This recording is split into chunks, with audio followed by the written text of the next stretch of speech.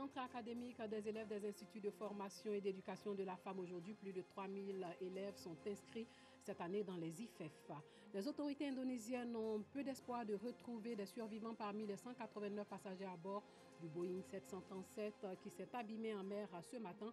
Une des personnes qui devait être dans l'avion n'a pu embarquer et est en vie grâce à ce retard. Bonsoir et bienvenue dans le 19h. Les élèves des instituts de formation et d'éducation de la femme ont effectué leur entrée aujourd'hui. L'éducation financière et entrepreneuriale a pour relever le défi de l'autonomisation de ces futures femmes. L'année dernière, 501 candidates ont été admises sur 621 inscrites, soit un taux de réussite global de plus de 84%. Nous Sangaré Pargasoro-Kone. Institut de formation et d'éducation de la femme, IFEF de Port-Boué. Ici, des femmes sont formées aux techniques de base de l'entrepreneuriat, du management et du marketing pour le développement de leurs activités. La femme a consulté son mari pour pouvoir créer son entreprise afin de bien gérer son entreprise. L'éducation financière et l'entrepreneurial, c'est l'un des modules de formation de la rentrée académique 2018-2019 des IFEF. Ramata Libakayoko, ministre de la Femme, de la Famille et de la Protection de l'Enfant, a à cette occasion invité les femmes à s'approprier ces nouveaux outils de formation pour relever le défi de l'autonomisation de la femme. La femme est l'avenir de l'homme.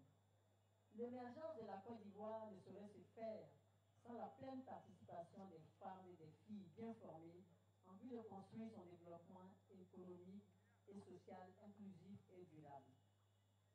Chers responsables des IFEF, la formation de ces femmes vous incombe prioritairement. Vous qui en êtes les principaux animateurs, je sais pouvoir compter sur vous pour relever ce défi.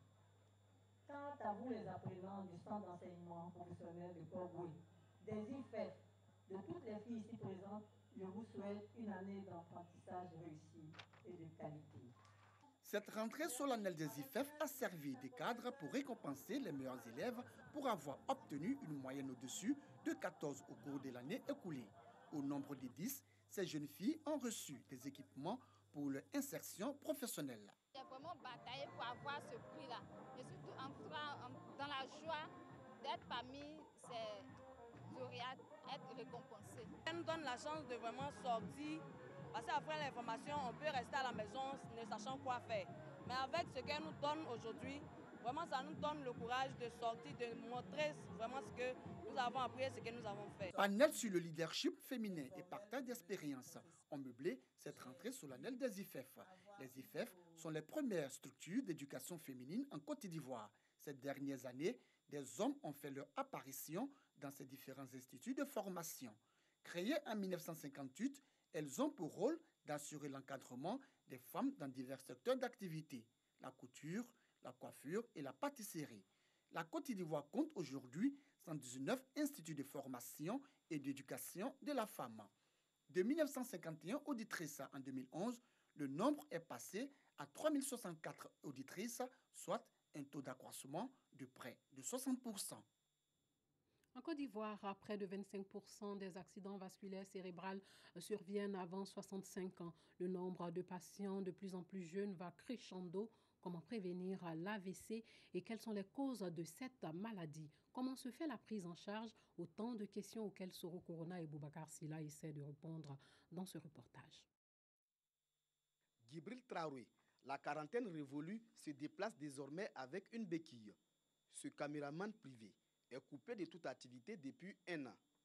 Djibril a été frappé par un AVC, accident vasculaire cérébral. Le temps de garer la moto devant un magasin et puis aller saluer un ami, pas moins de 5 minutes, ça a commencé par mon pied et puis le bras. Et puis en plus, la bouche a commencé à être vers la gauche là. Selon l'Organisation mondiale de la santé OMS, 6,2 millions de personnes meurent chaque année d'un AVC. Les accidents vasculaires cérébraux constituent la deuxième cause de mortalité dans le monde. AVC, deux sortes. Ischémie, le vaisseau se bouche, ou hémorragie, le vaisseau se casse. Mais que ce soit l'ischémie ou l'hémorragie, les signes vont survenir brutalement. C'est un patient qui n'a rien, qui est bien portant, et puis du il va avoir un côté qui va se paralyser. Ou bien il va avoir la bouche qui va dévier sur un côté. La langue devient lourde, il ne peut plus parler. L'AVC n'est plus une fatalité à laquelle l'on doit se résigner. Des études montrent qu'il est aujourd'hui possible de prévenir, traiter et guérir de l'AVC. Lorsque vous présentez les signes que nous avons cités un peu plus tôt, il faut venir à l'hôpital. Parce que plus tu consultes tôt, plus tu as des chances de récupérer. Et plus la kinésithérapie va débuter précocement, plus vous allez récupérer totalement. Djibril Traoré arrive à se déplacer grâce à un traitement qu'il suit. Moi, je ne pouvais même pas se lever. Quand j'ai commencé l'éducation un peu. Comme lui, des anciens malades et ces tueurs silencieux ont choisi le sport pour leur rééducation. J'ai eu cette maladie, ça fait 4 mois. Je ne marchais pas. Mais avec le sport, ça m'a fait du bien. J'invite toutes les femmes de ne pas avoir la honte. Venez faire le sport. Personne n'est à l'abri de cette pathologie. L'AVC frappe jeunes, vieux, hommes et femmes, sportifs ou non. On peut éviter qu'elle ne survienne. Il faut traiter toute hypertension artérielle. Il faut faire du sport. Il faut lutter contre le surpoids, lutter contre l'obésité. Il faut manger équilibré. Les accidents vasculaires cérébraux tuent plus que les maladies cardiovasculaires, la tuberculose, le sida ou le paludisme. En Côte d'Ivoire, le taux de prévalence de l'AVC est de 21,7% avec un taux de décès qui oscille entre 25 et 40%. Et près de 25% des accidents vasculaires cérébraux surviennent donc avant 65 ans. Le projet de délimitation des terres en zone rurale a viré à l'affrontement dans 4 villages du département de Béoumi. Bilan, 7 blessés, dont 2 graves. Des habitations ont été incendiées. Les autorités coutumières et préfectorales appellent au calme. Soro Corona nous rapporte les faits. Maisons et cases saccagées et incendiées. Lieux de culte et autres biens détruits. Village vidé de sa population. Décor au nouveau et ancien village de Blenkplo dans la sous-préfecture de Marabadiassa. Ils ont brûlé ma maison, ils ont brûlé ma moto, puis maison de l'église. Ils ont cassé 2 portes de mon grand frère, plus d'une maison de mon oncle qui est à Diokoué. Ça a été brûlé encore. Et avec les fournitures de mes enfants, ils ont tout brûlé. En effet, tout est parti du projet de délimitation des terres villageoises dans le département de Béoumi. En disant que nous, on a donné les villages avec qui on fait limite. Maraba a trouvé que lui, il fait limite à Nguessanko qui n'a pas été cité. Il a même fait une opposition. Il a écrit au sous-préfet de Nguessanko, au sous-préfet de Maraba et au préfet même de Béoumi. Et après ça, on allait tenir une réunion à Maraba. Et les 2 sous-préfets ont décidé à ce que les gens de Maraba nous laissent délimiter nos territoires. Que s'ils veulent s'opposer, nous allons attendre d'abord le premier résultat. Maraïsan ne comprend pas pourquoi il y a une opération de délimitation nationale où tous les villages de la sous-préfecture de Maraba sont concernés, sont d'abord en action, alors que Maraïsan croise les bras. Et le sous-préfet ayant convoqué une première réunion, a fait venir un agent de l'agriculture pour s'expliquer sur le problème. Et l'agent de l'agriculture ont fait croire que non. Après, ils vont prendre Maragassa en compte. On n'est pas contre l'opération. C'est-à-dire si on pouvait arrêter l'opération d'abord et chercher à résoudre, à planifier ce problème.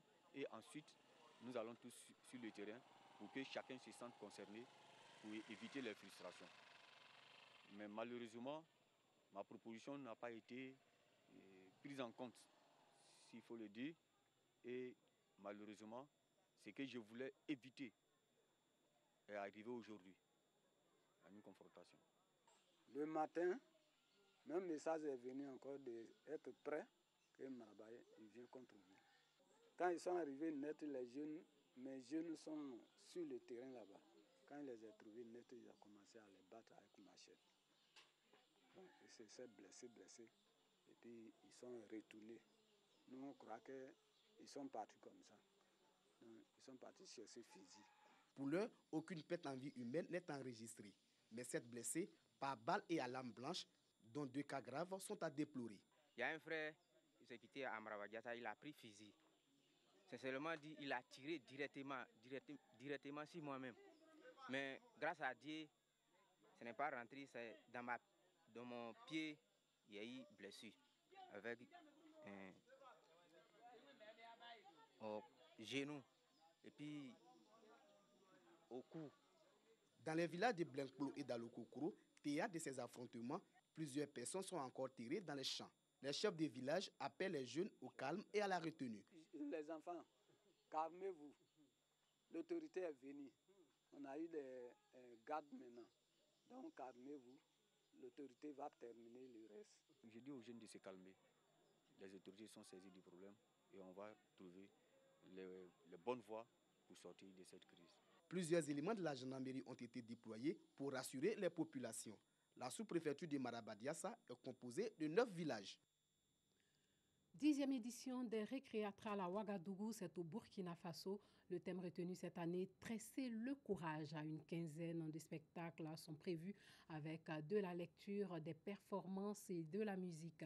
Ce festival a pour particularité de faire des représentations théâtrales dans des cours familiales à Ouagadougou. Près de 50 artistes venus d'Afrique, des Caraïbes et d'Europe en résidence prennent part aux activités. L'idée, faire du rêve des populations du Burkina Faso, d'Afrique et du monde une réalité. Le reportage du Paragasso reconnaît. Créer et jouer des pièces de théâtre dans des cours familiales, c'est la particularité du festival Les Récréatrales qui s'est ouvert dans la capitale burkinabé. Si le théâtre est un espace de discussion sociale pour élargir la parenté, le lieu originel, le lieu légitime pour accueillir une démarche pareille, c'est bien sûr de regarder dans la géographie de nos familles dans la ville. C'est la cour familiale où les discussions sociales se mènent, où on discute des problèmes de la famille, où si on se réjouit des baptêmes, des mariages, mais en même temps aussi où on pleure, où on fait le deuil, et en même temps aussi où les conflits se gèrent. Pendant une dizaine de jours, cette rue du quartier populaire de Bougamstenga se transforme en centre culturel avec diverses animations qui réunissent 350 artistes de 20 nationalités différentes. Comme pour les précédentes éditions, la famille Bationo n'a pas hésité à ouvrir sa cour aux acteurs. On les avait pris comme des membres de notre famille. Donc comme ils étaient chez nous à la maison, c'était pas du tout compliqué de cohabiter. Parce que bon, ça fait de la diversité, ça crée de l'ambiance, tout le monde est content, quoi, les parents, les enfants, tout le monde. Ce soir-là, dans leur cour se joue Dastong, une pièce engagée qui tourne autour de l'assassinat du journaliste burkinabé Norbert Zongo en 1998 et plus largement de la démocratie et des régimes autocratiques en Afrique. C'est vraiment l'histoire de la plupart des pays africains qui rament encore, qui essayent de se battre, qui font du mieux qu'ils peuvent pour réussir à s'en sortir, avec la question de la néocolonisation, de la dette qui n'en finit jamais, de la mauvaise, de la malgouvernance, ce genre de choses. Comme cette pièce, 15 autres représentations souvent engagées sont au programme jusqu'au 4 novembre. En Centrafrique, Laurent Ngombaba, député de Babwa et ancien ministre sous le président François Bozizé, a été élu aujourd'hui président de l'Assemblée nationale. La majorité n'a présenté qu'un candidat et a voté en bloc. Ngombaba a été élu par 112 voix et 4 bulletins nuls. Karim Mekassoua, l'ancien président de l'Assemblée nationale, avait été destitué vendredi dernier. Un des motifs avancés par les députés pour la destitution de l'ancien président de l'Assemblée nationale en Centrafrique portait sur de présumées malversations financières. Et puis les 189 personnes à bord d'un Boeing 737 de la compagnie Lion Air qui s'est abîmé au large des côtes indonésiennes ce matin sont probablement mortes selon les services de secours qui n'ont pratiquement plus d'espoir de retrouver des survivants.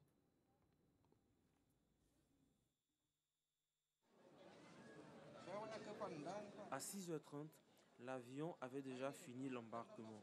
Il n'y avait pas de réponse à mes messages. Si l'avion avait eu du retard, j'aurais pu l'attraper. Mais pas de réponse, donc son téléphone devrait être éteint. Sony Setionwan, coincé dans les embouteillages de la capitale indonésienne, est arrivé tard à l'aéroport pour attraper son vol JT610 de Jakarta vers Pangkal Pinang, une ville de l'île de Bangka au large de Sumatra. Obligé de prendre le prochain vol, Sony, une fois arrivé à destination, apprend le sort du vol qu'il a raté, le Boeing 737 sur lequel voyageaient 6 de ses collègues et qui s'est écrasé dans l'eau, dans une zone d'une profondeur de 30 à 40 mètres, au large des côtes indonésiennes, selon les autorités et le porte-parole de l'agence chargée de recherche. L'avion transportait au total 189 personnes, selon un dernier décompte du comité de sécurité des transports nationaux. 178 passagers adultes, un enfant, 2 bébés, ainsi que 2 pilotes et 6 personnels de cabine. Une vingtaine de passagers sont des employés du ministère des Finances qui revenaient d'une réunion à Jakarta, a confirmé la ministre des tutelles. Bolsonaro est le nouveau président du Brésil. Il est le premier président d'extrême droite depuis la fin de la dictature. Bolsonaro, qui prendra ses fonctions le 1er janvier, a triomphé avec plus de 55% des voix devant le candidat de gauche Fernando Haddad à 45%. Voilà, c'est tout pour ce soir. Portez-vous bien.